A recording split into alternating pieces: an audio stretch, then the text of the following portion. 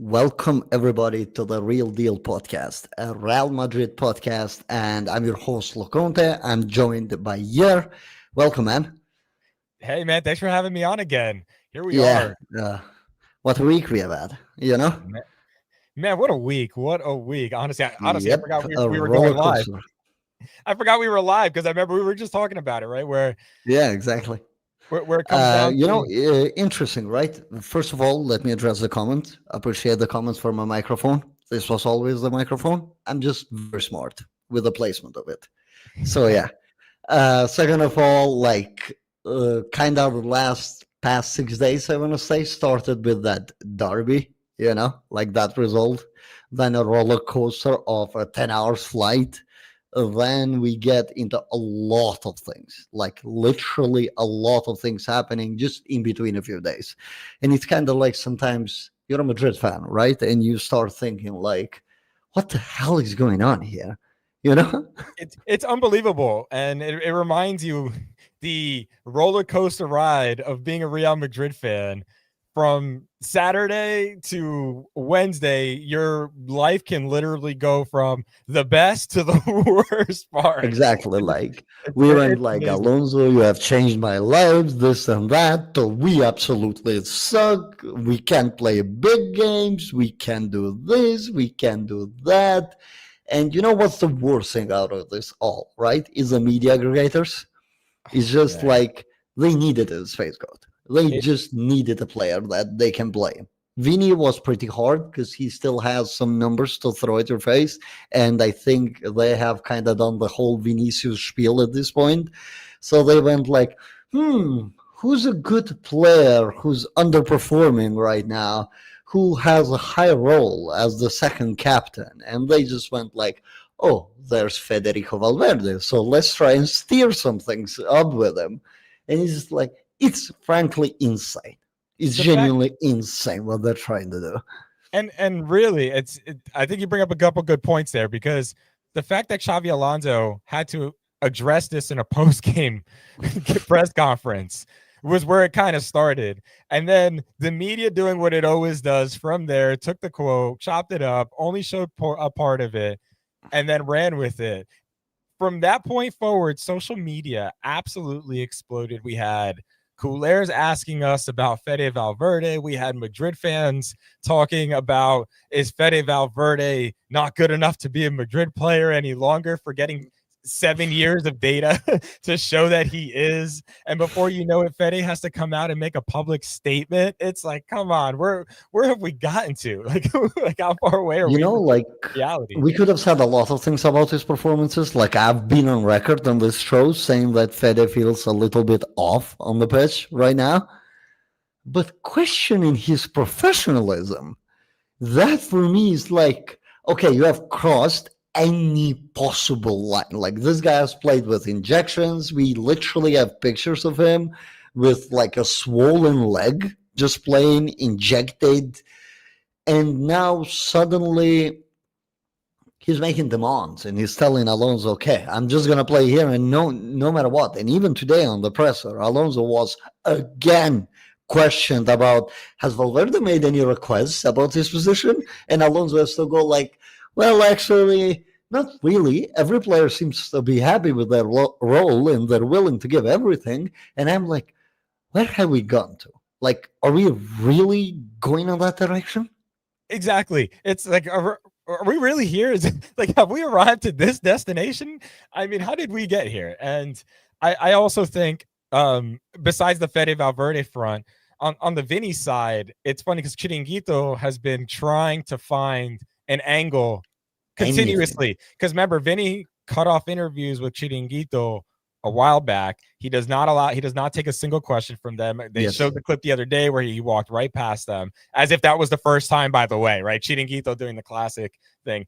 And then remember, after it was the Levante game, they went to the car park and asked the captain if there was any beef between him and Vinny. And the captain had to come out and literally say, I'm not saying anything about this. Like, I see what you're trying to do here. This Exactly.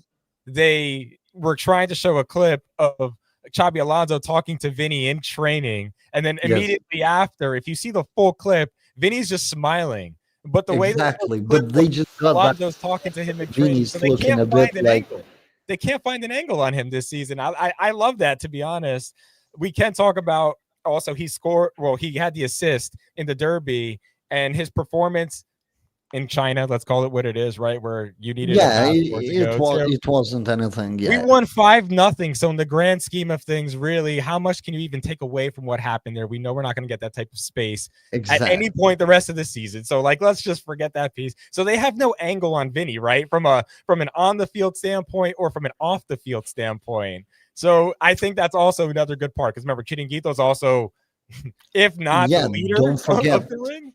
Don't forget Or, that Chiringuito was like the biggest aggregator of all this racism along on the Spain happening to Vini. And what's happened? They were the ones escalating everything because, well, they needed 3 shows per day to talk about it. So of course that Vini cut ties with them, but like even the next target, right? Because it's clear that players needed to be targeted. Like Jude is being targeted in England, Daily Mail. Like, bro, and he didn't get selected today. And he you didn't already get see the selected, narrative. right? And And Daily you see the Mail narrative. comes with an article and they go like, oh, Tuchel actually is not a fan of his on-pitch behavior. By the way, mind you, Tuchel has coached Jude for 2 games and he brought him on in both of them.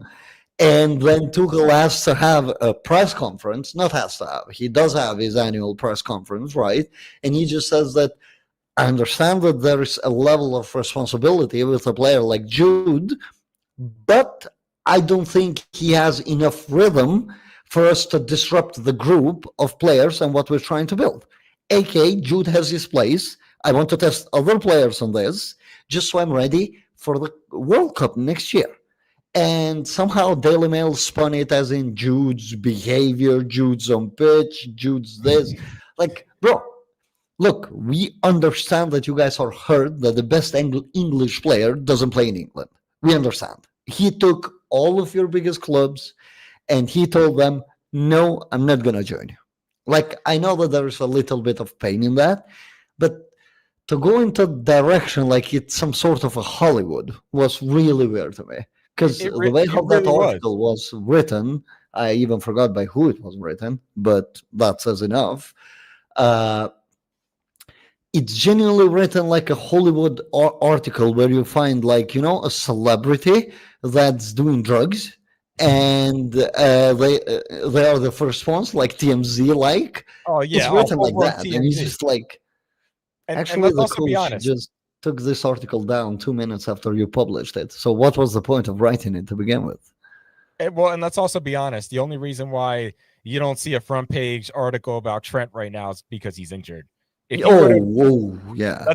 let's just, the only reason why the pitchforks aren't out in England right now for Trent is because he's hurt. Like, Yeah, and we got to be he's just honest. hurt, so there's nothing there, right? But let him be fit. Him and Jude are probably going to join, just like Alonso said, in November, right? On the next international break, the dreaded one. And they're probably going to go through this scrutiny all over again. But Yep. again, my mind is still stuck on that Fede thing, right? Because the angle of it was just terrible. It's just like, this guy's giving his soul for the club. Like, we can criticize his performances. We can say X, Y, and Z. He's not doing well. But questioning his professionalism to the point where he has to give a statement to tell people that, hey, I have never made any demands. I have always given my best for this club and will continue to do so. And I'm open to do anything and everything just for Madrid to win. For him to have to come out and say this after, at bare minimum, we have 5-year sample of him doing that constantly, is just, it's really shameful. I don't know who to shame more, the journalists or Madridistas that fell for it to begin with. It's, to me, a problem with society in general, right? Like, society's always looking for the next rage bait moment and thing to be angry at. When we have a result such as what happened in the Derby, somebody needs to get the blame. Whether we agree or disagree with it, they need some place to vent their frustration and anger. They didn't come out for the coach this time, so I think that was at least somewhat good, right? Because if that hot Yeah, seat but was Alonso really kind of real, defended himself, right? Because he's playing this PR game pretty nicely. So yeah. yeah, some of these quotes are very questionable at times, which we can get into. But I think Fede was a result of everyone in the fan base being angry to begin with, and then the media playing off of that anger and giving them essentially a place and target to go to, right? And they took their chance. They found their 5 seconds of fame in which Fede literally puts his hands behind his back to watch the game for 5 seconds. And that was the clip that was essentially used for the outrage that then followed, if we think about it. So, and another thing, an element of it is here we are, end of week. If we have a really good result against Villarreal tomorrow, everyone's going to forget about this, right? As if it was just a 1 week, fling. Like, And it's if so we have a crazy to bad me, result, right? though, but here's the thing: if we have a bad result tomorrow going into the international break, it's just going to ramp, and Oh, now it's it's not gonna just going to be stick. Fede, right? So we It's also got to gonna be clear about stick. that. So it's a fine line, and Yeah. I think that somewhat does bleed into tomorrow, which we'll get into in a bit. But I'm just saying it may not be over, right? It could actually get worse if things don't go well this weekend. Y- Yeah, but look, there's an angle, right? Saying that a player is not performing up to the standards, I believe it's fine. I believe that they had 100 ways to pick on Valverde being late to the press, not having the same energy, ball retention being weak. They had 1,000 of things that they could have used, right? But getting a clip where he's watching the game, like probably, I would assume, fully knowing that he's not going to enter the pitch at all. He was just there getting his warm up, I guess, just in case we need him, because I think that the whole plan always was that he doesn't play, at least for that game. So you're using that, and it's just very, very low of the media. Yeah, I think we may have lost Loconte shortly. Yo, did And I lag out? I you're think I back. did, right? Yeah, but you're back. Yeah, okay. You're good. Uh, Apologies for that, everybody. So, what I was saying is that the whole sensation of Valverde is just bad because the angle that they went with just wasn't correct. It's not something that you can really use against Valverde. It's not something that you go and really say he's a problem, right? At least Yeah. on that regard, professionalism wise. On the Yeah, I pitch, we can discuss and have a whole different, really episode. But in terms of his sacrifice for the team, yeah, that's where I draw the line. yeah, and I agree. It hurts as a Madridista, honestly, to see the fan base turn on one of our own because Fede is truly one of our own, right? Exactly. And you expect to see better. You then remember how large this fan base is. And I also think it is a reminder of the expectations and what comes with playing at this club and how high they really are, right? Like one bad performance at this club can make or break, your perception from the fan base. And it's sad that it's that way, but it is a reality check as well Yes. that to wear that badge that is Real Madrid, there's a lot of weight that carries. And yes, there's parts of this fan base that took it way too far with the Fede, and shame on those fans, candidly speaking, that just forget about the contributions because Fede may not be a top tier, ball playing center midfielder, but at the end of the Or just day, depleted of energy after we have used him like a bar of soap for the past 5 years. well, here's the part I want to kind of highlight is there's also a part of the fan base that is using this moment to come out of the to come out of the woodwork and essentially say, well, I always knew Fede wasn't good on the ball, and none of his metrics show that he's a top 5 ball playing, center midfielder. But you're doing that now, so it's convenient for you to come out of the woodwork now and bring this up and say, oh, well, why can't he pass the ball like a Toni Kroos and a Luka Modric or a Kevin De Bruyne? And I think like that part of the fan base should be a little bit ashamed of themselves, because you're ignoring all of the positive contributions that this man has given this club. And if there's any player that, if you want to say, how much credit do they have in the bank at Real Madrid, I would think Fede Valverde has one of the longest credit lines at Real Madrid based on the body of work he's put in. And that should be respected. And that I agree with you on. Yeah. And also, I'm sorry, but if he got number 8, for example, and you expected that he was suddenly going to inherit Toni Kroos's ability to bypass the press, pass the ball, retain it, well, I'm really sorry, but that's not how it works, right? Players have their strengths and weaknesses, and all of them. It goes for all of them. Like, it depends on your set expectations, what you want from the player correctly, and how that player is going to perform up to the standard. For example, my criticism has been his pressing, which would normally play to his strengths, but I think he's so void and depleted of energy to the point where he cannot complete the task. Therefore, I want to give him the benefit of the doubt. We're still very early into the season. Again, we can criticize his performances. I just don't want to get into the other line of thinking, which is that he's unprofessional, he's making demands to the coach, he's ruining like the atmosphere, the environment within the club, because that's not the case. How many more times does Alonso need to come out and say that no player is really a problem? He's had to do that so far with Vinicius, Rodrigo, and now Valverde. Like, we're like 9 games into the season.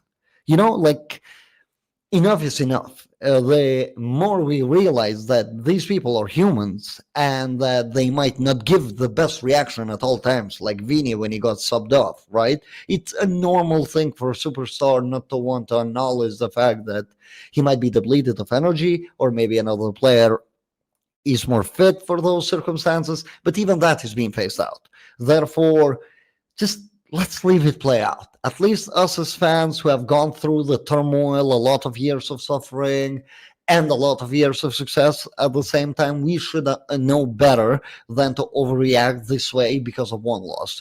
Does the Derby Madrileño loss hurt a lot? Yes, because, well, we're not used to those things normally.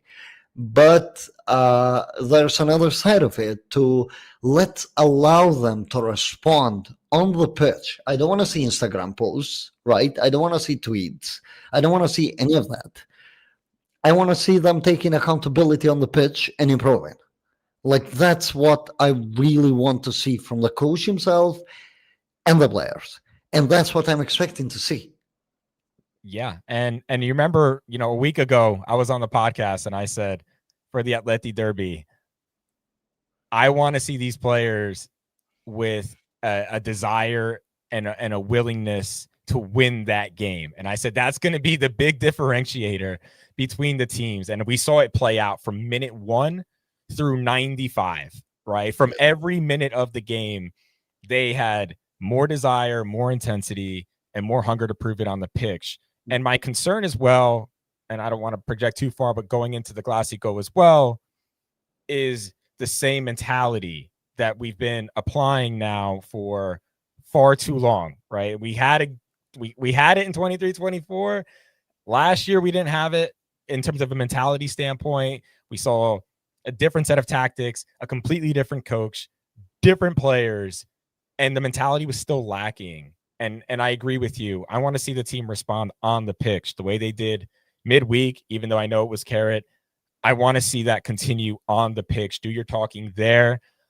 Tired of seeing posts from the barbershops, right? Getting a fresh fade and saying, hey, game day. Exactly. Guys, look, I know we didn't do that well, but we go next time. I don't want to see it. No, I don't want to hear that from the coach either. Leave that to Marcus Rashford, please. Thank you. For our players, I genuinely want to see a reaction on a pitch. Like, look, sometimes overly emotional, just like Alonso said, right? No win should be too big and no loss should be too big. there needs to be a middle ground of, okay, this loss needs to hurt. It should be a wake up call to the point where it brought us down to the ground. We were 100% leading up to that game. And you saw it even on the attitude of the players that they felt unbreakable up until that game. And then they're facing adversity and they don't know how to react to it. And that was clear. So that could be a lesson. Which now heads into, we're arguably playing the fourth best team in La Liga this season, like third in terms of expected points, but fourth in terms of quality, the players, the coach, and everything else. I would rank them as fourth come end of the season. But right now, they're sitting pretty nicely on the table. And they managed to get a pretty good result midweek against Juventus. So that's Villarreal. That's our game. That's something that we're going to preview. And it's a really interesting one because normally I hate it. I will always hate playing Marcelino teams. I'm one of these weird guys, right? I don't want to play Arasate. I don't want to play Marcelino. I just don't want to play these coaches because they always have a curveball to throw at you, which is always so simple when you look at it. Right? It's always so simple. It looks very simple to the naked eye, right? But the fact that these guys are so capable of generating their teams to play such football at such high pace and level constantly just irritates me as their opponent. Yeah. So Villarreal are going to be quite a challenge in my eyes tomorrow. Well, yeah, and when it comes to Villarreal, I do hope that them playing in Europe this year, A, that speaks to their quality, but B, I also hope that because they had the midweek game against Juve, it's kind of thrown a little bit of a wrench in Marcelino's plans going into tomorrow's game. Because remember, he had to rotate players. He had to also think about Juve and make sure he got a result there. I think he also knows that Villarreal's floor is probably sixth in La Liga, but they can probably get back to fourth. I don't want to say relatively easily, but they can compete with Bilbao for fourth this season. I think that team is suited right now in terms of squad exactly. building. And that's kind of my point. He may be putting a little bit of an emphasis on Europe, and then hey, let's get through the weekend and get to the international break. I'm just thinking from Marcelino's standpoint in that sense. Yeah. But yeah, traditionally, he's always given us a headache. Yes. It's also Xavi's for me from a tactical standpoint. I think Marcelino is a good challenge for Xavi, and let's see how he responds. Let's see if he overthinks it again, or does he go with more of a simplified approach, saying, "Hey, it's the last game before the international break." I have a hunch he's going to keep things simple, to be honest with you. But we can get into it and into what that means. But yeah. For example, the last game on the Champions League, right? Like me and Sid had kind of like an opposite view into how Alonso should have approached it. My idea was that we should have gone high press, full swinging, just to get the team back out there. While Sid agreed with Alonso's approach, which was a little bit more laid back, a little bit deeper, and let the attackers do their thing. The more I think about it, I'm leaning on the angle of Sid on this case because, well, it took only 24 hours just to see what taking too many risks happens with Barcelona and PSG game, right? And last thing you need is to be kind of like not in the best place mentally, and you're struggling to break down a team, and you're constantly facing transitions. The game doesn't feel comfortable at any minute. So, and you have Villarreal on the weekend too, right? It's just like you don't want to start that dominoes effect, I guess, because you lost the Derby Madrileño. So, with that said, though, Villarreal definitely should be depleted of energy. At the very least, that's what I would expect given the performance that happened midweek against Juventus. When I say depleted of energy, I don't mean they're not going to be able to run. I just mean that there will be a few rotations probably, or a few tired players, which should inherently allow us to dominate the game, or at least get territorial control a little bit more, go back to where we were pre-Derby Madrileño. We always noted that things are not perfect on a pitch, right? We had a lot of composure issues even when we were winning. It's not like we were on the seventh heaven and we were like, no team can beat us. No, there were some glaring holes there which got Yeah. exposed, and now we're paying even more attention to them, which can be a good thing. And a Marcelino team, it's always a team that is going to challenge you, especially Xavi's tactical acumen, I want to say. Oh yes, especially after what he saw Simeone do to Xavi last weekend, and he's sitting there looking at his chops like, okay, Simeone could do that to Xavi. Let's see. When it comes to Xavi's approach, and you mentioned it, I tend to lean more on Sid's side with this conversation, by the way, and I hope that Xavi realizes the issue with the high press right now is, and we have to be honest about it. After 60 minutes, the players' legs completely fall off, and, Yes. and we absolutely get steamrolled. I think that's one piece. I think another element of it is you just still don't get enough of it from Mbappe and Vinny for it to collectively work for 90 minutes first and foremost, but then against better opposition. It's pretty obvious to me, and you see it off the ball. Vinny does not cover space when he doesn't have the ball. We have to be honest. And Mbappe will have his moments, don't get me wrong, right? Like he's pressing more than he ever has. But in a Xavi system where everybody's pressing the entire time, those two, to me, just still haven't shown that they're committed enough to do it at the level where it makes sense to do this for the course of a whole season. I think we're going to get individual games where he's going to deploy the tactic for sure. I also think against weaker opposition, we can probably get away with Mbappe and Vinny not doing as much within the high press itself and like still be able to overwhelm them by having Franco and everybody else swarming around. I think we'll get away. But when we're talking about that higher quality opposition, in terms of ability to beat that press and get the ball through that first layer of press, we're going to get exposed. And another thing that concerns me is Dean Housen isn't the fastest, right? If you take away Carreras' space like Atleti did, he may not make the best decision yet, right? They're young players and developing. And I think the blueprint potentially might be out because we saw Carrot try to do the Atleti thing, high press us, go all out, be physical in a sense from a defensive standpoint against us.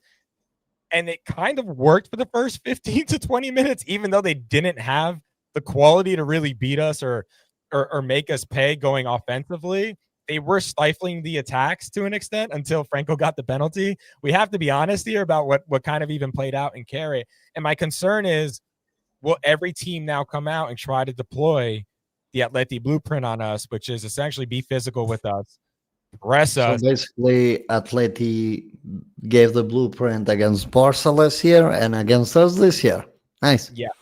Yeah, essentially. Because the blueprint of playing against Barca literally came from Simeone and the way how we utilized Sorloth. And this year, the first I one, guess it's right? Sorloth again, but just differently.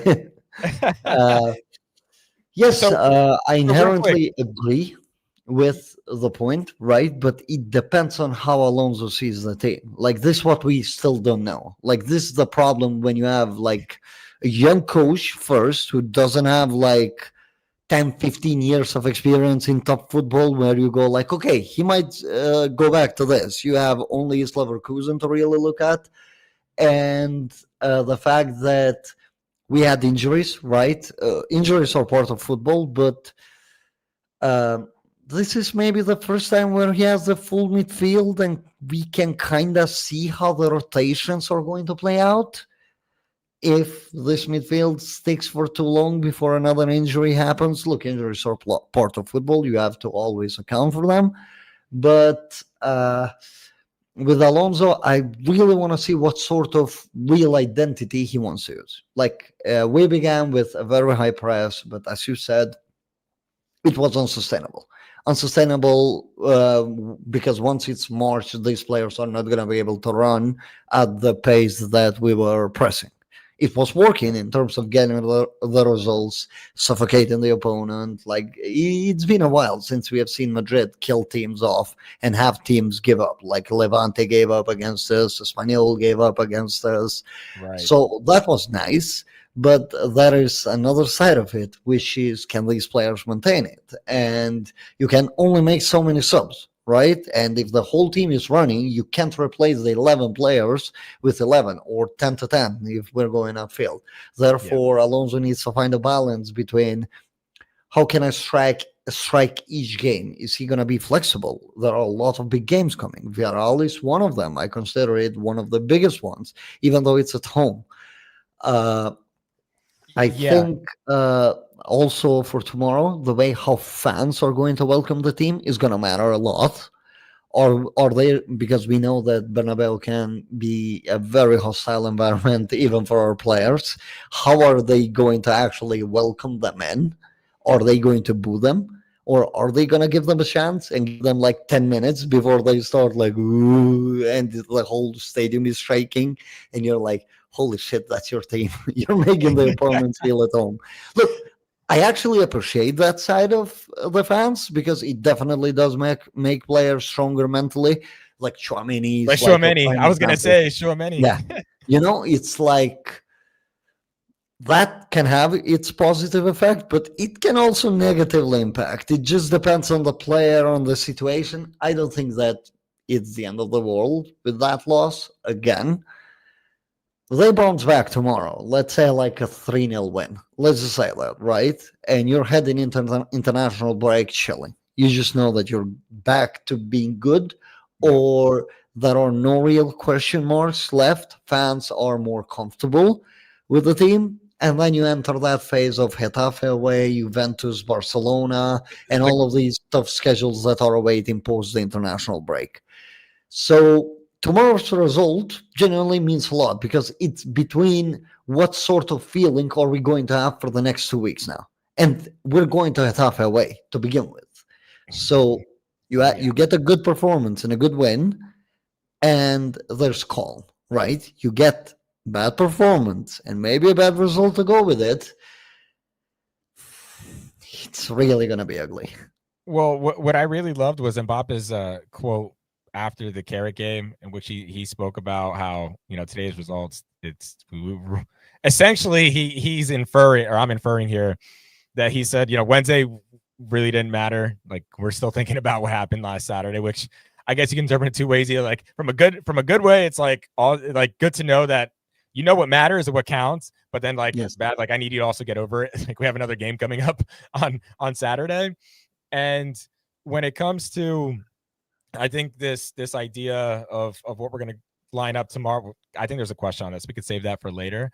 But with Xavi, I hope he finds the balance between tinkering too much and stability, right? With the foundation. We thought he had found Mhm. it, but at the same time, at some point, you got to mentally just know that this is my strongest 11 in my head, right? And know that that's your foundation. The one thing I have to give Carlo credit for, I mean, he took it to the extreme of your starting 11, but he knew what his strongest 11 was. Yes.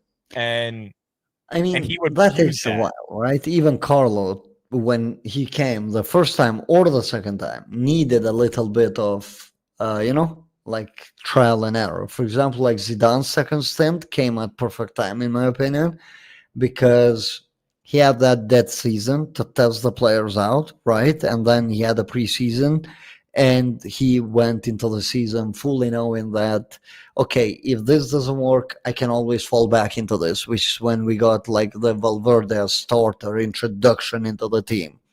Yeah. So Alonso didn't have a preseason, so, and also came in at Club World Cup, which technically was competitive tournament. Whatever way we want to describe it, club saw it as competitive. These Yeah. players weren't going there to play 45 minutes and get out. He actually needed to win at least a few games. I don't think they told him you need to win the whole tournament here or you're at risk or anything, but he definitely needed to take it seriously. And now no preseason again, one game. Our request to get the Sasuna game postponed for a week gets rejected. Therefore, we just don't have enough time to even test. Jude surgery, injuries, Franco Massatuano arrived late, as example. Like all of these are things that Alonso needs to figure out. The best 11 will take time. That's why the timeline always was like December, January for him to have this sorted out, for him to know that, okay, I have a big game coming, right? This is my best 11. If everybody's available and if everybody has energy and all of that, he can maybe tinker, work around it. He will know what his best 11 is. Let's 8, hope. 9, 10 games into the season, there are a lot of things because games change so much. There are so many different styles that you're facing, and your own players haven't fully adapted. You mentioned Vinicius as example. Vinicius hasn't fully adapted as a player under Alonso as of yet, and that's where his struggles really are. Alonso needs to find the identity to begin with. So what fits this team? On his head, well, on Tuesday, he says Arda's best, or the way how he's seeing Arda right now, is like a number 10, a between the lines presence. Yet today, he's like Jude and Arda can play together, and Arda has shown that he can play a little bit deeper. So that's like 3 days in between. Which one is it, Mr. Alonso? Like you can tell that even he is finding it difficult to balance out all the talent, really, because It's too much talent at times. it's too much talent on the team. So, however you think of a lineup, you'll always leave a quality player out, and it doesn't matter what sort of lineup you're going to throw out there. Let's say on Twitter as what you will deem to be the best lineup. There's always going to be somebody that's going to have a case for a player that you left on a bench because that's the talent and the depth of the squad overall. Or there like holes, yes, but I'm just talking more of a general scope of things. That's how I see it. It's very hard to find the best 11 this early. Yeah, well, and the reason kind of why I said it is, if you're looking at the upcoming calendar, but we have Valencia at home, and that's probably the only exception within the next month for not having a difficult game. Everything else is difficult on that calendar, except for maybe Valencia at home. And we have Juve. That's not going to be easy. We have the Clasico. That's not going to be easy. We have Liverpool. That's not going to be easy in the beginning of November. Valencia is really the only other game that he's going to be able to rotate any players, any of the big players, the ones that are on the non-rotation list, even though apparently everybody can be rotated. Yep. So I haven't figured out what that means. But I'm looking at it from the lens of, if he doesn't at least get most of that 11 right, how are we going to get the results against these good teams, these quality teams, right? Because it can't be with experiments. You need something you can rely on. And I know we're not going to fully have that or fully have it, scoped out until about January, hopefully February. But I need some assurance here as well, at minimum, right? like I can't. No, of course. This Madrid, right? Results are a must. Like, it doesn't matter of the process. Results are a must. Like, look, on hindsight, we can say we would have taken a draw on the derby, Madrileno. But let's be real, we wouldn't. We went there only for the win and for the win only, right? Nothing else mattered. We would not have been like, okay, a draw away at Atleti, that's a good result. No, we would have overreacted to that.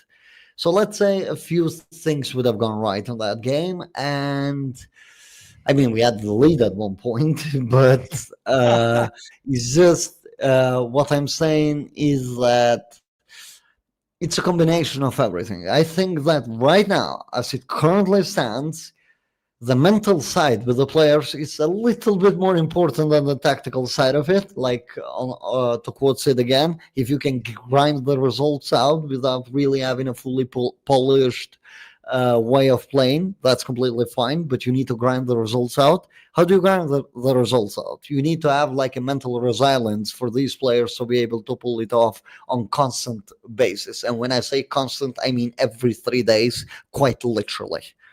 So they have to buy in into the idea that they can beat any team.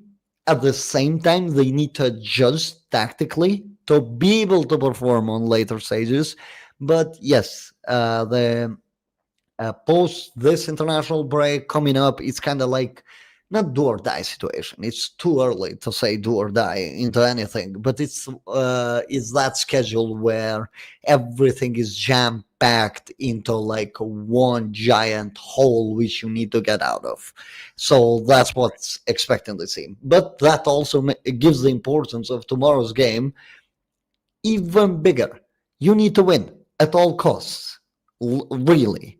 If you want to think about this international break, the 2 weeks without Real Madrid, the Alonso time for him to rewatch film, see really where his mistakes were compared to where the players' mistakes were, he'll have in and around 2 weeks, right? Like to figure all of that out. Getafe, Juventus, Barcelona, 2 weeks you have as a coach there, which can be a luxurious thing if he gets the result tomorrow. Grind it out. I'm not expecting the best performance. I'm just expecting a good result. Like this, my stance on the game tomorrow.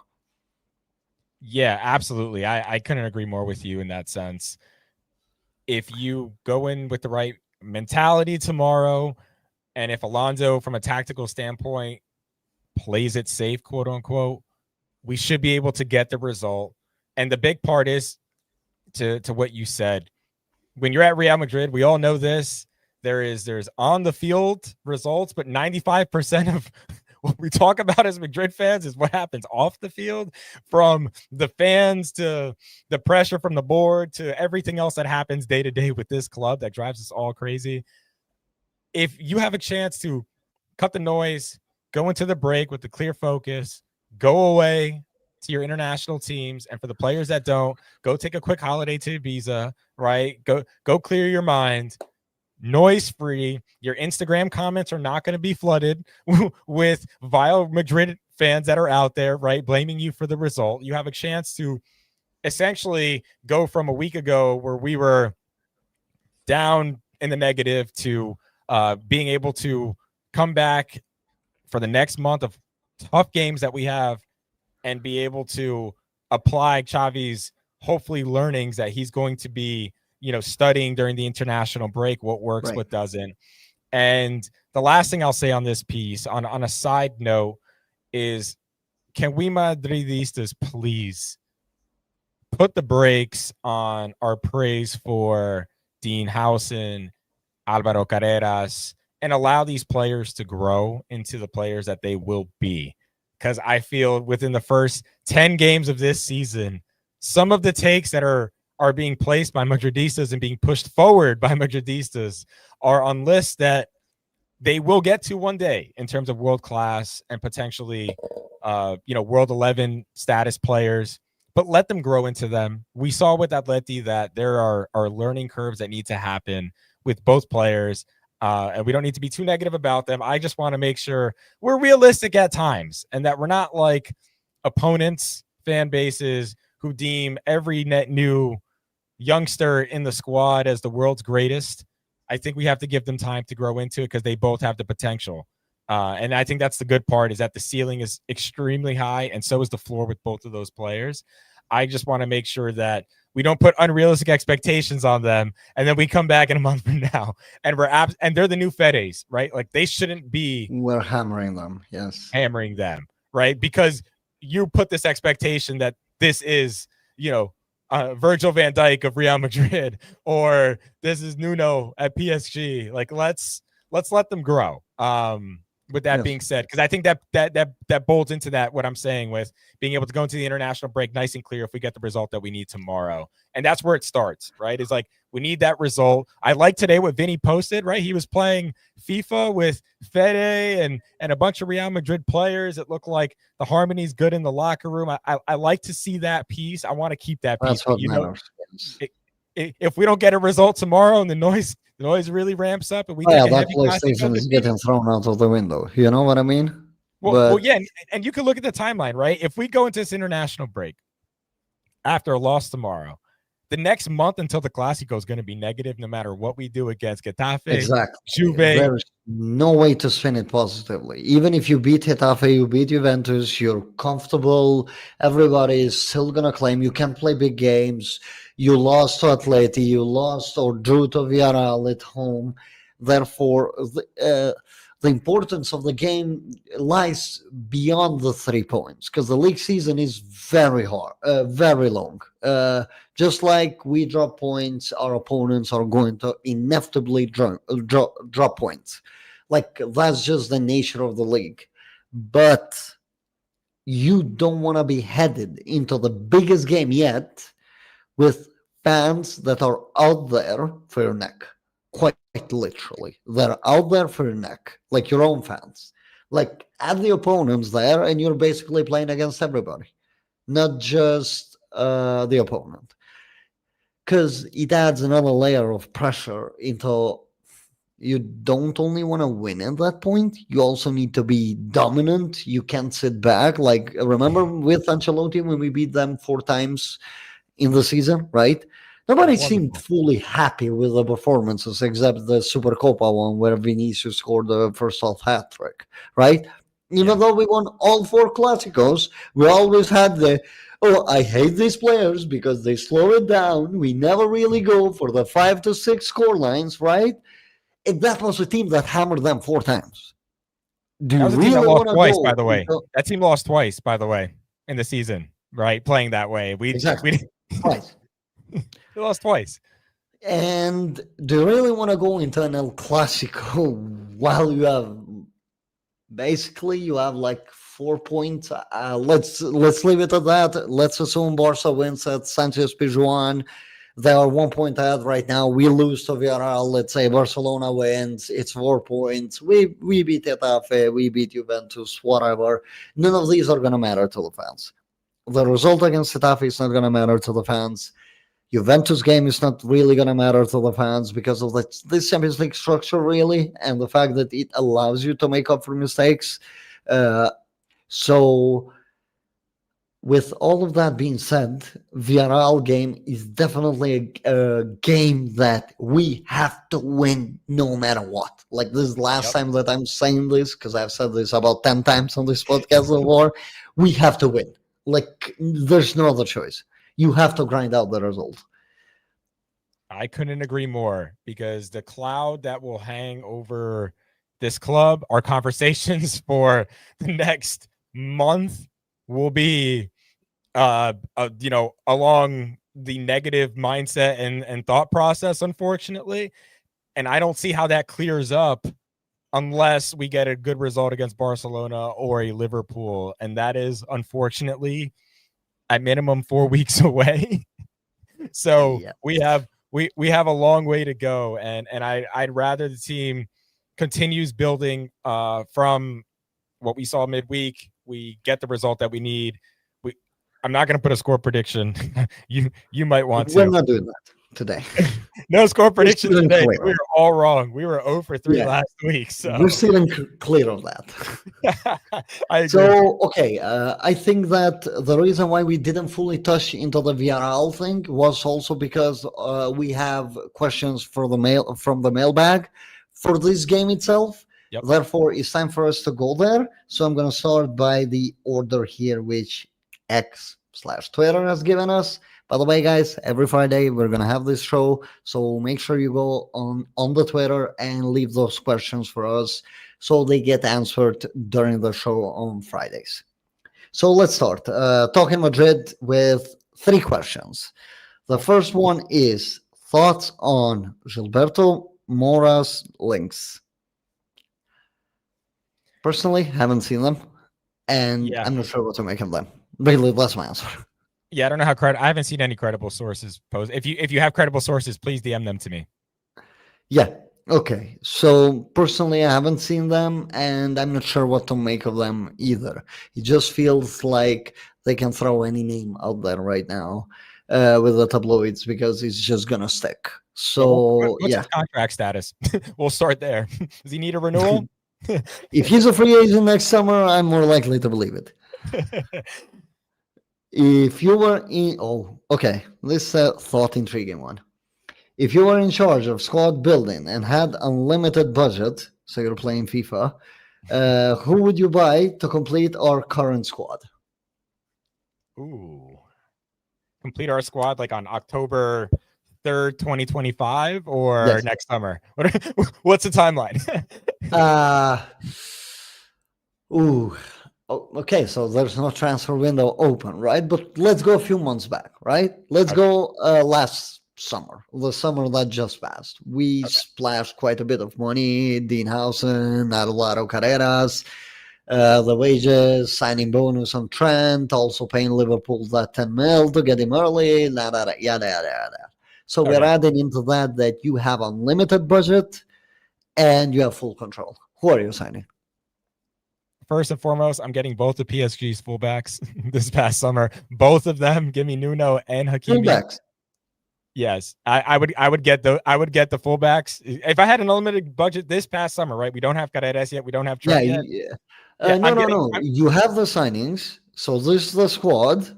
Okay. As it So currently we do have the stands. signings. All right. That's a You do different have context. the signings, Okay. but you also have unlimited budget to still spend. Like there is no limitation out there. Who are you trying to convince to come?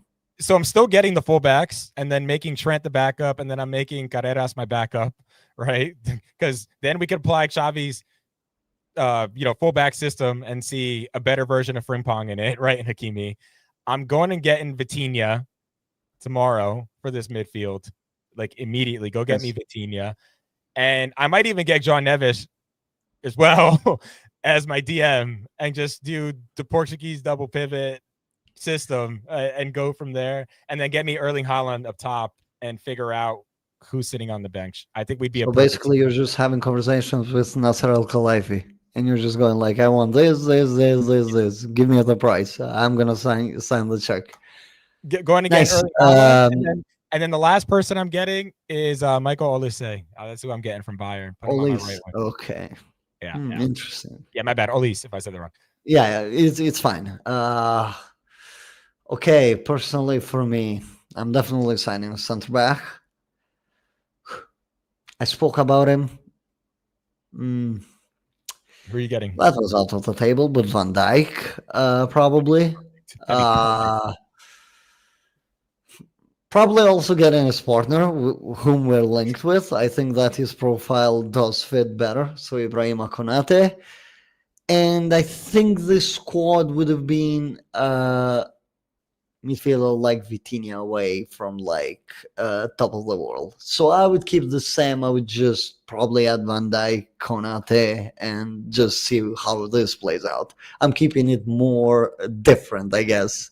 Not that I'm disagreeing with yours. I just wanted to be a little bit different in terms of squad building and the profiles. Yeah. Maybe, just maybe, Nico Williams. He would have come in handy as a channel runner. He was somebody that I really wanted when the transfer window opened, but we saw that whole spiel play out. So basically, there was nothing in there. So yeah, that's our picks, really. And the third question is, with Saliba renewing and Konate still up in the air, should Real Madrid adjust their transfer policy, and who should we target? Ooh. First and foremost, let's remember it's a World Cup year. Yes. We know weird things happen in World Cup years when it comes to transfers. So that's what also makes it tough to have your crystal ball. I am, if I had to say this, right, because it's on record, if I had to pick between Saliba and Konate to come to Real Madrid, I'm picking Saliba personally. Oh, yeah. So if the fact that he renewed his contract is more upsetting to me. I may not be as bullish on Konate as a lot of folks are. I have a theory around getting, and maybe it's because I'm scarred from the Hazard transfer, but players who put in a ton of mileage in the Premier League tend to put in some hard miles on those ligaments in their legs, on the knees, on the ankles.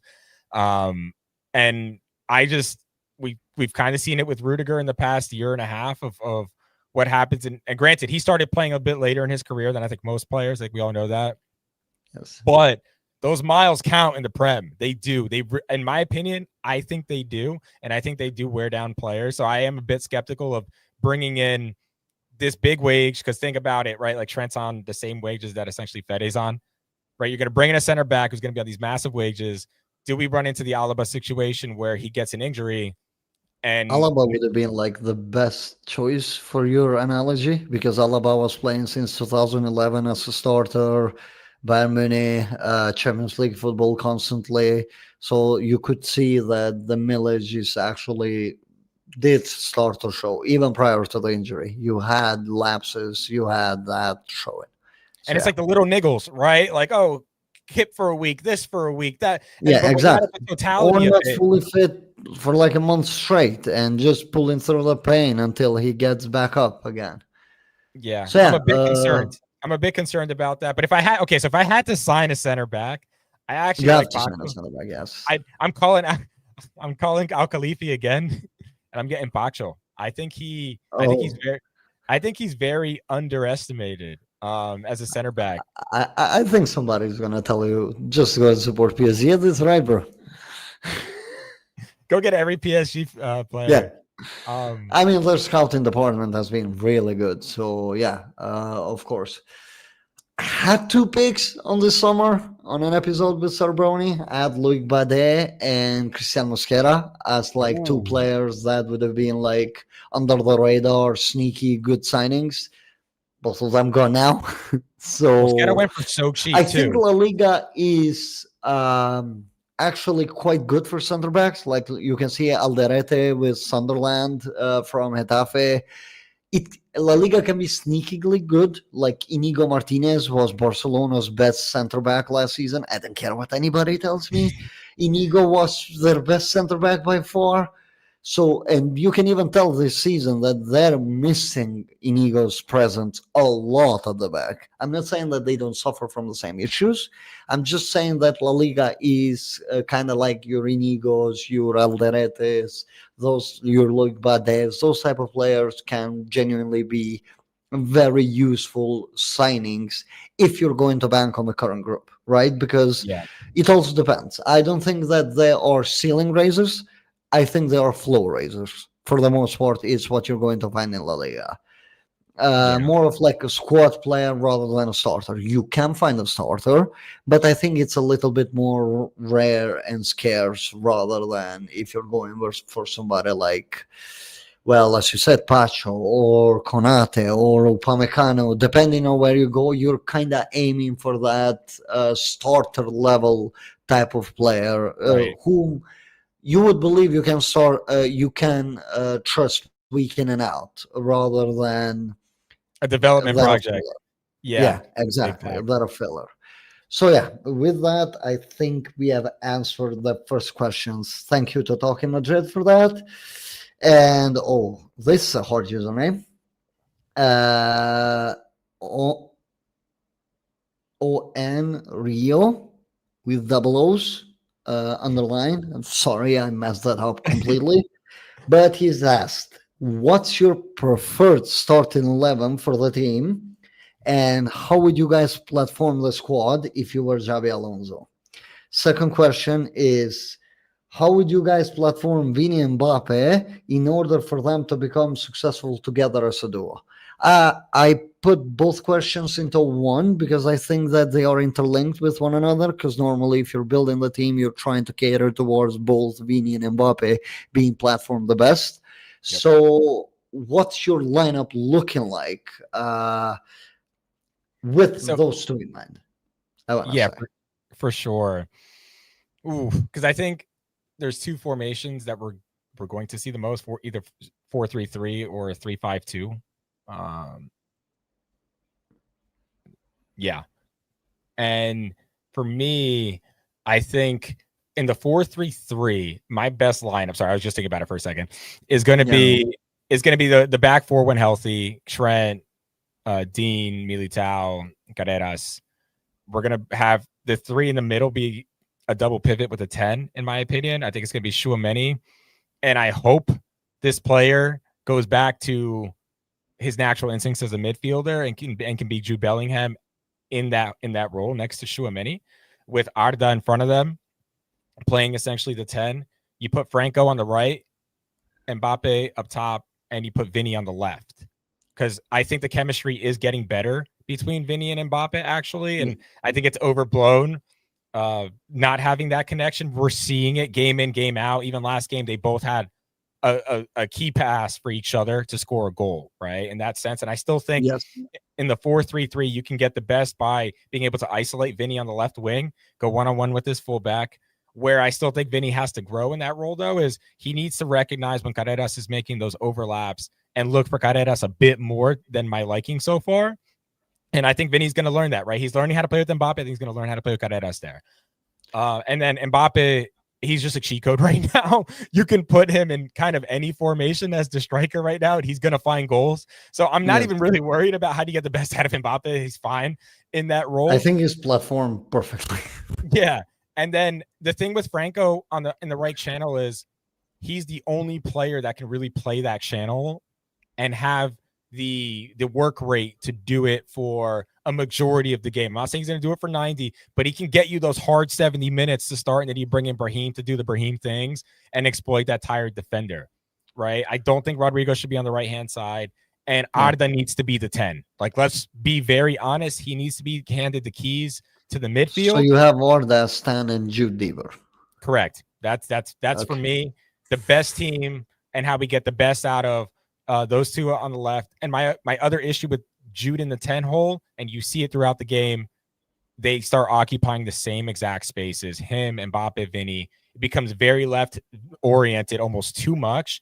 And that's where Arda gives you the variance by checking into the right-hand channels, right? And all over the place. So I like the 4-3-3 personally. The most you'll hear me say it. It's interchangeable, though. If Tchouaméni drops out of form, Jude drops out of form, you bring in Fede, you bring in Camavinga easily. If Arda needs to rest, you can obviously move Jude into the 10 and bring in a Camavinga, a Fede. And unfortunately, that means Fede might have to sit on the bench, but he's a loyal soldier who probably needs a couple months of some soft playing time anyway. Who's starting right back?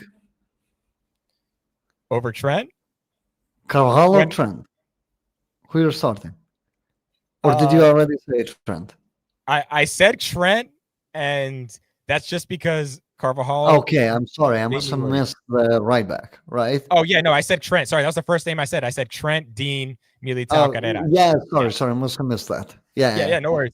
No worries. Because I was thinking of the right-wing dynamics, right? So I was like, who's starting at the right back? So yeah, he's Trent. Okay. I'm not the most sold on Trent, I'll be honest, as a Madrid fan. I don't believe in the hype that Liverpool fans have been feeding us for years about the guy. I think a lot of that is a bit of a cult hero type figure kind of talk that they have. But he is a better right back at this point than Dani Carvajal. And the one thing about Dani Carvajal that concerns me, and I'm the biggest Dani fan. He's our captain. I was vouching for Dani to start over Trent. When the season started, I'll be the first person to come out and admit it. However, that red card, I can't defend at all. I think we have to be honest. He completely lost his head on the field. And for me, given his age and the questions about should he be the starter to begin with, when you lose your head like that, I don't know if you deserve to be a starter over Trent, who's probably going to be trending in the right direction once he gets back fully fit. Let's be honest. I'd agree with that assessment. I mean, it's quite similar between us. You check the group chat maybe today. I had like a template of how we could potentially look. I think that an Alonso team isn't necessarily fully reliant on fullbacks. It's more reliant on width, players that are going to operate with width. We saw that lacking on Derby Madrileño, which I think it came crashing down. And also why Franco Masantuano has been playing so much, considering that he joined so late. And he's still raw, regardless whether we like to admit it or not. But it's the fact that the profile does fit of the things that Alonso wants out of his player. So generally, I would probably try to have a pivot. Let that be Tchouaméni and Camavinga Camavinga and Valverde, Chouameni and Valverde, whichever. I would still stick to that. I would Yep. try to have the double number 10/8 in Jude and Arda operating on different spaces. But for that, I would need like a bumpy winger. Not a winger, but a width provider, which I don't think either of Carvalho or Trent fully are, honestly. So maybe I give the nudge to Franco Santuano starting there.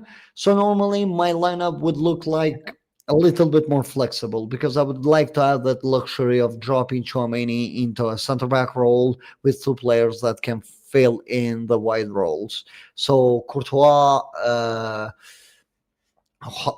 Dean Housen, Alvaro Carreras, Eder Militao, Franco Massantuano, Chouameni, Camavinga, Arda Güler, Jude Bellingham, Vinicius, and Mbappe. So this is like my best 11. And I like to think that the responsibilities can be shared between the players. Uh, Camavinga for me just has the nudge right now on that pivot because of his dribbling, because of the ability to penetrate the press using that, and him being a semi-decent passer and more vertical player. That doesn't mean that it cannot change in 2 weeks. I'm just going off by right now and the fit. This is how I see it personally in terms of meshing the profiles. I still think that when it all boils down, this team is going to need Jude a lot. We're heavily relying on Mbappe's goals for time being. Well, I do agree that they do overcrowd the right area a bit too much. If I have a proper width provider on the right, which on this case would be Mastantuano, and I have Arda Güler entering from there, I think that I found a pretty good balance. I can drop a 3 at back. I don't need Carreras to push up at all on that circumstance. He would act more like a midfielder, recycler, so there's less responsibilities. So naturally, like this, my best platforming of the current squad as it stands. It's of course to be decided because even our coach himself doesn't know what the best 11 is. So we're just trying to brainstorm what we really believe in on that. Yeah. But anyways, thank you for the question. Cool.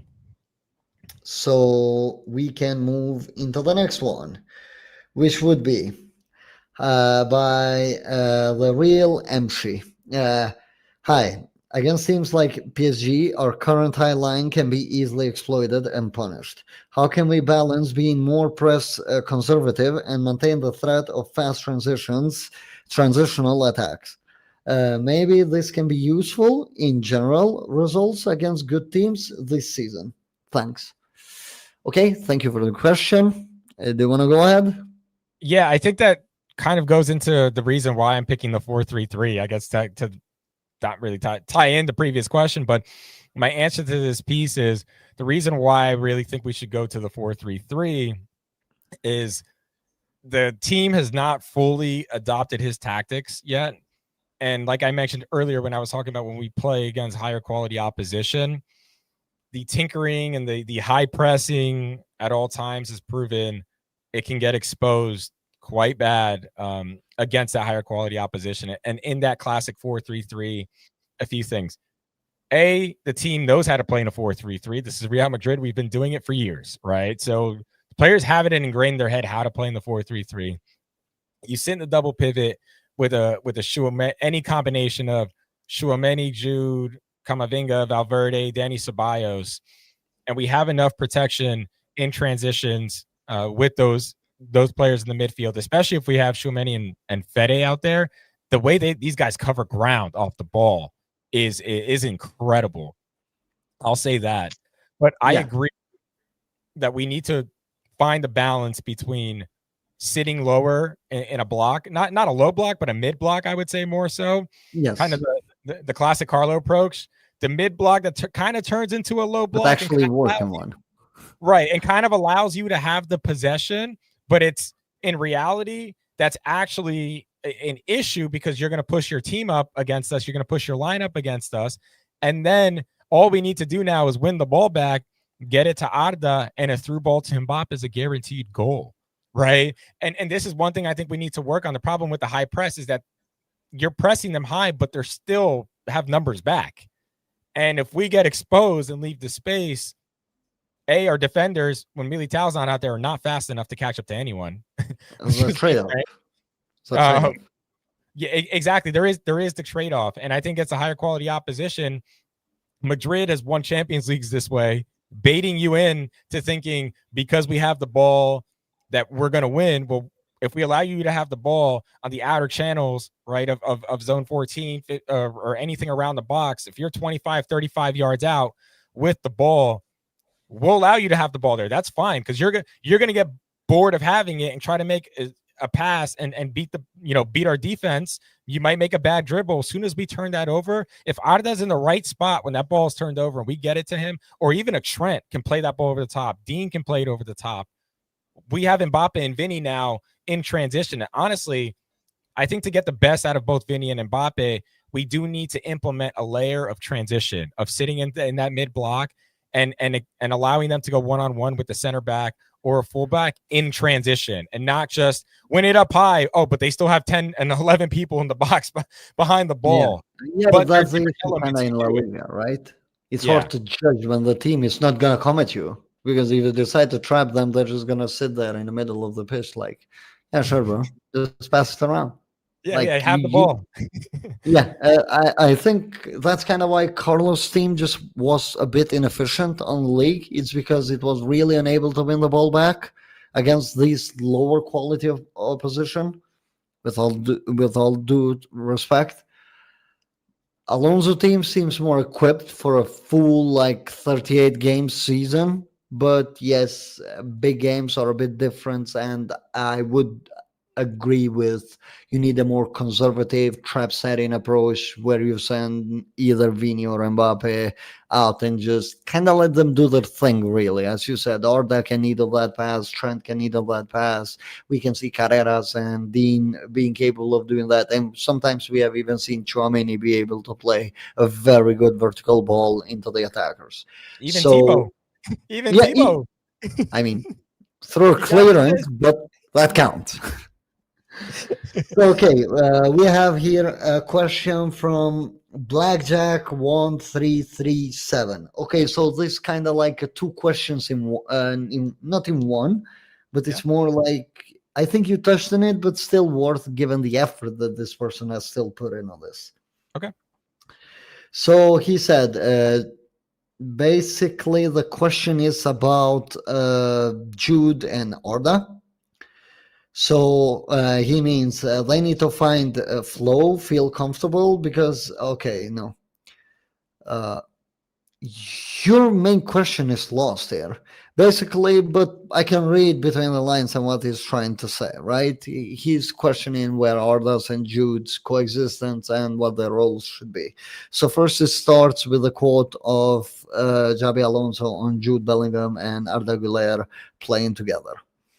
They can complement each other. We'll have to see how we place them with the other pieces. Get into the number 10 position. Jude position is very important to me. Güler has played further back and can do it. So Blackjack 1337 continues. They need to flow, feel comfortable, because I've seen them play comfortably. They can do that, and they will for sure. That was a continuation of Xabi's quote. And in the end, he said, I think that Arda is better suited as a number 10 and Jude as an 8. What's your thoughts on this? You touched upon it. You believe that Arda should be the number 10 and Jude should be more like that number 8, where he's kind of connecting line, I guess, between all of the phases. You want him to drop a bit deeper. I'm the opposite. I want Arda deeper because of the ball recycling. I would like Jude between the lines because he can receive a bit better with his back, but I don't think there's a problem either way. It seems that at least in Alonso's quotes, Alonso leans more into the thinking of same as mine, due to him going, like we have seen, Arda deeper and feel more comfortable. Therefore, he would appreciate a bit more box crashing of Jude and Jude's physicality to deal with the players, be able to turn. So That over the final pass, I guess, of the Arda. I'm not saying that Arda cannot manipulate because we have seen him do that as a number 10, especially we saw that on the last game of how good he can be on the pockets. But I do believe that as an overall package, I would rather have Jude than Arda, especially. Well, they can be interchangeable anyways, so nothing is fully static. But yeah, like that's my take on it.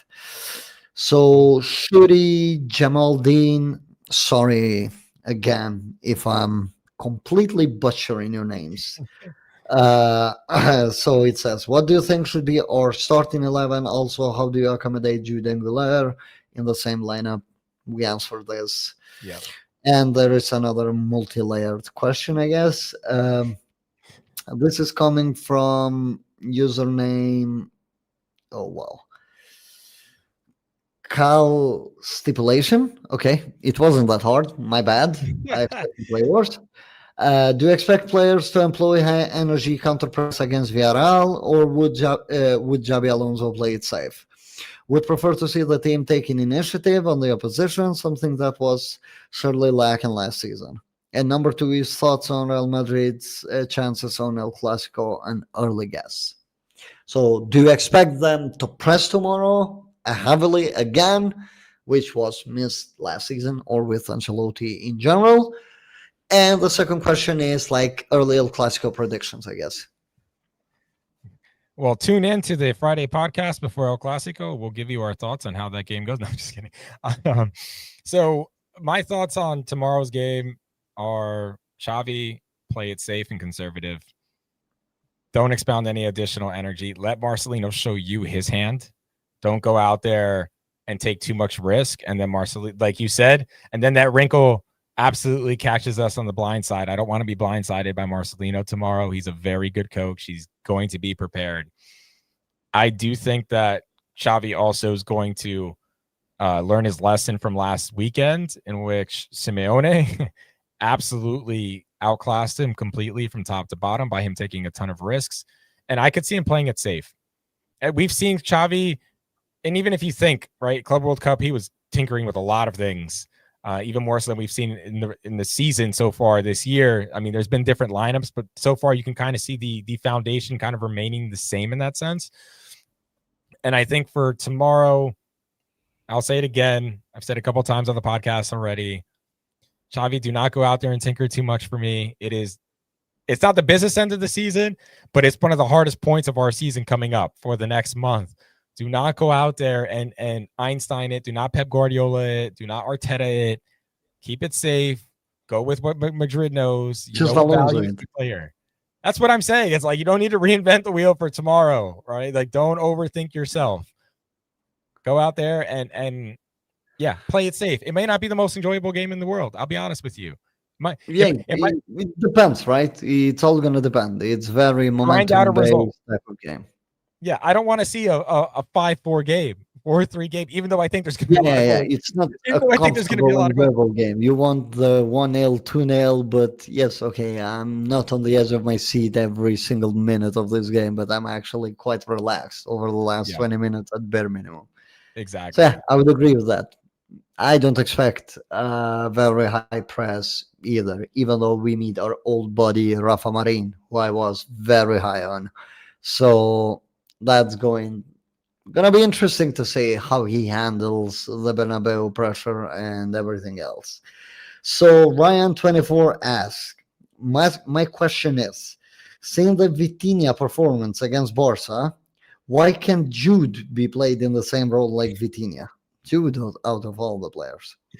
Controlling that midfield and not just bombing forward. I don't think any midfielder can do that based on profiles we have.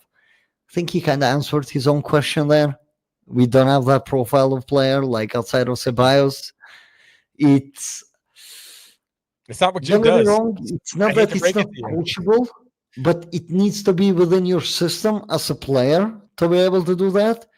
I don't think Jude has that in him. I'm not saying that Jude can drop deep and spread the ball across, because I most certainly think that he can. But I do believe that his skill set is better utilized elsewhere rather than having him spread passes for 90 minutes. I think Yeah. that's a waste of all of his talent, and I don't think that Jude would be the best at doing it. On this squad itself, I only have Danny Ceballos as a player that can do it. Not to that level, unfortunately, but as it currently stands, I think Ceballos is the only one with the technical and tactical acumen who can generate 100 plus passes per game comfortably. Yeah, I think you covered it extremely well. My hot take for the season is that Ceballos is going to get more minutes than we all think, and not necessarily in small games. I think we end up seeing Ceballos cameos in bigger games than we expected because of what you just mentioned. It's the Not only shocked, to be profile, honest. and He's this been summer, pretty good. it's very important we get a center back. It's just as important that we get a 10 times better version of a Danny Ceballos. That is the profile we need in that midfield for sure this summer. Yeah. Is that profile, but on steroids, Barry Bonds style, like just, yeah, exactly. just Like way better. Yeah. Yep. That style of player. Yes. Okay. Out of Mastantuano and Guler, who's got the higher ceiling? Also, how can Alonso optimize Franco's creativity, as this hasn't happened yet? Who do you think has a higher ceiling between Orda and Franco Mastantuano? Man, why It's you very gotta hard. make me pick this? Fun fact, by the way, I just got my Matantuano jersey in blue. I'll probably wear it on the Pre-Clasico podcast on here. From my wife's parents bought it back from Catalunya. They bought it in Barcelona this week, and they asked me if I want a present. I said, yeah, give me the Matantuano jersey. So I'm really high on Franco. I have been for quite some time been following this kid ever since I was made aware of him at 15, and I really do think he is going to be at least Di Maria level, which is amazing. That's amazing. Yes. Goulet ceiling, we don't know either. Is that an Ozil? No. In Ozil, so it's like pick between Di Maria and Ozil. It's kind of like, what do you prefer? Both played on the same team, literally, so it's very hard, right? Pick a guy that had 80 assists in 3 seasons as a Madrid player, or an Angel Di Maria who helped us win the big trophies, right? The ones that the big play literally anywhere where we asked him, and yeah.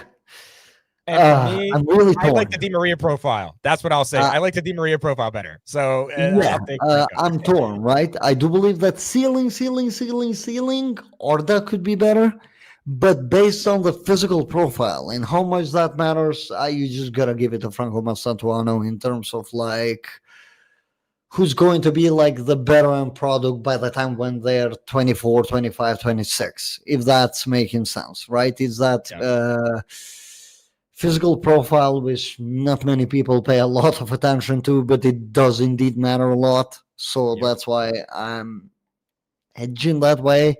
In terms of Franco Mastantuano's creativity, it's hard to platform 11 players at the same time. This is my answer right now. I think it's going to happen at some point, but I think right now he's there to fill in a big gap into the squad and then probably proceeding forward with utilizing his skills more and more. This is my answer to the second question. Yeah. It's a tough choice. How are you going to make us pick between Goulet and Matantuano, man? I mean, yeah, they're also two different players, right? I don't think that a coach is going to come to picking between them, really, because they can play together. I mean, they're best together, I would imagine, because I think that Arda has that needle final pass, while Franco has that physical profile, that tenacity, which is sometimes lacking. So for the last question of the day, that comes from H_Manku4. What are Javi's principles? How he uses them in a team while giving freedom? Okay, so this for me. How to gain knowledge about football, like tactics, profiles, and more. Okay, so this second part is about me. I can answer that after. So yeah, you can go. What do you think are Javi's principles as a coach? His core principles are, first off, he likes to win the ball back fast, right? Like that's that philosophy of win the ball back under 7 seconds.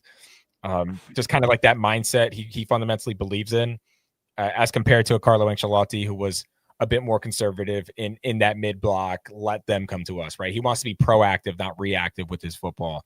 He wants high intensity from every player out on the pitch, and he wants profiles that will fit his mindset of attacking the various channels on the field. So your players have to be very fit to play under a Xavi Alonso system. I think B, they also have to have a high level of IQ to understand the coaching or project his projection of the message and be able to interpret it in real time on the field. And I still think we don't have the full 11 in terms of profiles to do this at the highest level with Alonso. I still think we're missing that central midfielder and the other center back that has a good touch in possession to really implement Xavi's like dream vision here. I also think we're missing the 9 with the work rate that Xavi usually likes if you look at his Leverkusen team and who played it. So there are certain elements of it for his system that I think we're missing at Madrid, which is why we're not seeing the level 5 version of Xabi Alonso ball being played out in real time. I think he's making some concessions with what the roster he has, the players he has, to be able to implement a system at Madrid now that kind of blends what he likes to do in terms of that high intensity, winning the ball back, playing it out from the back. A lot of people call that woke ball. I don't call it that. But he also doesn't believe in this idea that you need to be pressing, gung-ho style like Pete Klopp was doing in 2019 with Liverpool. He likes to time it throughout the game. And what I really like about him as well is when we have long periods of possession with Xabi, and I said this on the podcast last time, his default is, well, shoot the ball. Like when in doubt, shoot the thing. Don't just keep passing it around for no reason, just aimlessly recycling possession left to right. And that's where it's different from this new idea of, total football and total possession at all times. And with the ball is better than not having the ball. And the best defense is offense, right? In that sense, Xavi blends that style or some of its principles from that style, but modernized it with the way he likes to play. And then he goes with the classic Madrid style of like shoot the freaking ball when you're 25 yards out and you've had it for a minute and a half. This is Real Madrid. Exactly. Yeah. So that's kind of how I view Xavi's ball so far. I also think we need a 1-year sample size at Real Madrid to have some clear definitions of like Xavi ball at Madrid and what we think he's actually trying to do. Because I still think it's still a little preemptive, right? The sample size is 10 games essentially this year, right? Yeah, like, it's to me, it's way too small to make a judgment. Yes. Yep. So, okay, so the second question for me was how to gain knowledge about football, like tactics, profiles, and more. To put it simple, by reading, like I've gone through the Ancelotti book, the Pep Guardiola book, all of these, both of the books are completely different. Like I'm just saying, like a primary example, both of them are like completely different. You get a different outlook. It's more about the way how you also view and perceive it. It's not always what I'm going to say that's going to be factual. It's my perception of what the coach is trying to do based on the profile of the player. Therefore, as we said earlier about Jude, which would be an example. So Jude and Arda can both be perceived as number 10s. The way how they're going to play the number 10 role is completely different to one another. Like Jude is more of like a box crasher, a player that will get the ball, spin the defender around, try to seek out maybe the 1-2 and be the finisher of it, while Arda is more like this needle player who will look for the runner and try to pick them apart or maybe see that space to get the shot out. But Arda is more like quick and zippy with the decisions, while Jude is going to be a little bit more breaking of the other team's system. But overall, he's going to play it a lot differently because of the tendencies that he's shown on the pitch over the years. So to get to know that, you kind of have to look into what the player is seeking to do when they're receiving the ball. Tendencies do change by the coaching, but not a lot. Coaching can only temper down so much. As you can see with Alonso, there are still things. Players are still admitting that they are reverting back to the old things.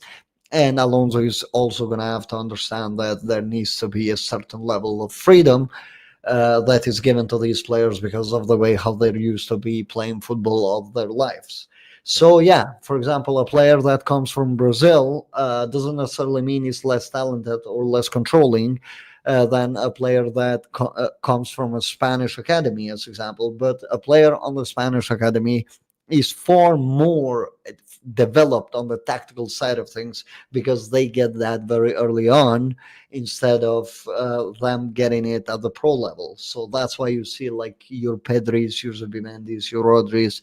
That's why Spain has much less of a problem to develop such profiles because they are taught from so very early on. Again, I went for way too long. I would say I would start with the books. Like, look for like very enjoyable to read. Ancelotti's book is very enjoyable to read. Yeah. Guardiola's book is very enjoyable to read. I would start to do that, and then you'll get a good grasp of everything afterwards, and you can only grow from there. You can look out, of course, things. I think nowadays with AI, you can always ask it questions like why X, Y, and Z, and while it might not always give you the most the best answer, it does get pretty close, at least on my end of it. And to quote JJ Redick there, ChatGPT has become one of my best friends. So it does indeed serve a purpose, at the very least, on the questions that you're going to ask, depending on how elaborate you are. But again, don't forget the books. Don't forget you can watch the videos, retweets. There are a lot of great accounts out there. So with all of that being said, it's not really one thing, it's a yearly experience. It's also my experience of playing the sport, which plays a huge part into this. Like I kind of have personally, I have a feeling towards the sport a little bit more. If you have played it, you know it, Yep. and you understand it because you have been taught about it at very least to a certain degree. Not all Yep. of it, but to a certain degree. So yeah, for the most part, it's a combination of everything. Try to get some reading. Try to play a bit more football. Maybe I know that a 5v5 with friends is not as structured as football match, right? But it's always fun, gives you that feeling. You feel a little bit like, okay, so this is where my strengths are, my weaknesses, what profile I do believe I am, what type of player, who do I like to be. Because I know that there's a time where I wanted to be a Ronaldo, but I realized very early that my ceiling would be more like an Alonso type because I didn't have the physical qualities or the genetics to be able to keep it up. Just as example, I'm not saying that I was as good as any of them or even close, but what I'm just purely strictly talking on the profile and understanding the limitations of it. So yeah, with that tangent being said, I think that we have gone long enough for today. Another fun Friday show. Thanks to everybody that joined in. Thank you, Yer, for coming in again. And let's see what happens tomorrow with the game, right? No predictions. As we said, today we're Yeah, not predicting anything. exactly. And one last thing here. I just want to thank everyone that put the time in to put those thoughtful questions together for us. I know it's not easy, so just want to thank you all. Keep doing that for us. Like and subscribe. Loconte is one of the best accounts on X as well, by the way. So make sure you follow him, and we'll see you next week. How did I forget my spiel? By the way, guys, everything is free, right? You can find us here on YouTube, on Spotify, Apple Podcast, everywhere. We're for free. If you want to tell your friends about it, like have some chatter on the coffee shop about some of the rubbish that we might potentially ramble on here, well, feel free to tell them too. So yeah, we want to thank you all for really great support so far with this channel, with the direction that we're going. We're looking to expanding. We're looking to become better day by day. I hope that you guys are seeing that we're taking feedback into account. Feel free to leave that on the comments down below. Your questions always for the mailbag or Friday's show are going to mostly feature the mailbag, if not always, because of course we can't always promise this, but most of the time a Friday show is going to be filled with a mailbag. So make sure you guys are on lookout for it. You can always see that the Friday show is consistent, and we'll see you guys tomorrow after the game. It's not that far. So Exactly. yeah. Hala Madrid, huh? Hmm? I said, Hala Madrid, huh? Yep. Let's just move forward, right? Listen, we're going to get a win tomorrow. Be confident. Confident, lads. Confident. As you can see from my voice. All right, guys. I'll see you on the next one. Bye.